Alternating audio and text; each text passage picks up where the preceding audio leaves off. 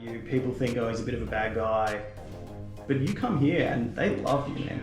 Yeah, and I think that's something, I think I kind of represent Australia in a way, and I think everyone knows, especially Australian fans, despite some of the mean things I say and the way I kind of carry myself on television, like, never once have I disparaged my country, and I never will. I always represent Australia. I have the flag, I have the kangaroo, like, and the Aussie icon. Like, I represent my country, and I think that energy was given back to me yesterday, and I had no idea. You know, you never know with wrestling fans. You know, I've beat up a lot of their favourites. I've said horrible things about some of their favourite superstars. You know, and even for the Elimination Chamber, being in there with Cody and Seth, who are two extreme fan favourites. I'm interested to see what the mix is tonight, but yesterday was awesome. And that if that was all we did, like, that would have been the coolest. But now we have Elimination Chamber tonight, and it's going to be wild.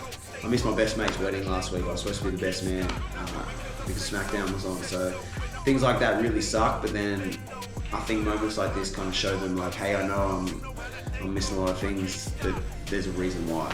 The thing with the Waller effect is I just try and cause chaos. That's part of the fun. Like, you're a journalist yourself, not as good as me, but I like to ask the questions that kind of push buttons, and I like to see how people react to that. Especially guys like Seth and Cody. I think people are so polite to them, so nice to them because of how they're seen.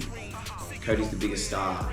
You know, be so nice to him. I don't care if Cody's a star. I don't look at him as a star. I look at him as a peer. I look at him as someone that I want to fight one day. You know, I want to test myself against a guy like Cody or a guy like Seth. So I'm not going to hold back tonight. And that moment with Rhea yesterday was really cool because, like, she's someone that I really look up to as someone who as an Australian has done it all. Royal Rumble winner, WrestleMania main event champion. Like,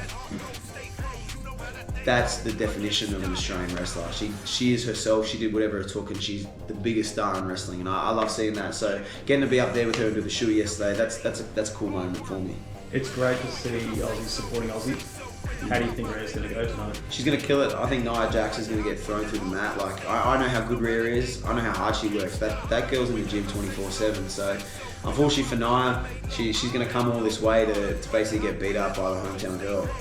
How are you feeling now? I think, like, especially me in theory, like, I think our ratings are a joke, and it kind of, you know, the game is incredible. The graphics are incredible, the entrances, like, the game itself is fantastic. When you look at the ratings, you got a guy like Austin Theory who beat John Cena at WrestleMania, was in the ring with The Rock. Like, you got a guy like me wrestling Hall of Famers, legends every week, and you give us that. You got some flops from NXT coming in with the 80s and stuff. What, they're down there, I beat a local shot putter, and you're giving me an 80. And I think that kind of just shows a bit of discredit to what me and Austin Theory do. Like, we are in there with the best of the best every single week. So you want to give us a 70, that's okay, because we're the best looking in the game, we're the most handsome in the game, so we ain't stressed about some fake rating, because in real life, we're 90s.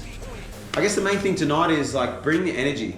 Like, not just for me, but for Indy Hartwell, for Rhea Ripley. Like, the more energy you give us, the more we're going to give you back. And I guess not even for us, like, we don't want this to be a one-off. This is huge, but we want this to keep happening. We want to keep coming back. We want to do Perth again, maybe do other places in the country. And I think the more energy, the more passion, the louder they are, the more likely that's going to happen. You see what happened in, like, Puerto Rico. I think is a great example. Everyone's like, oh my gosh, where was this? And now, of course, we would love to go back to Puerto Rico. So I fully expect it's going to happen. But I think that the more you give, the more you get.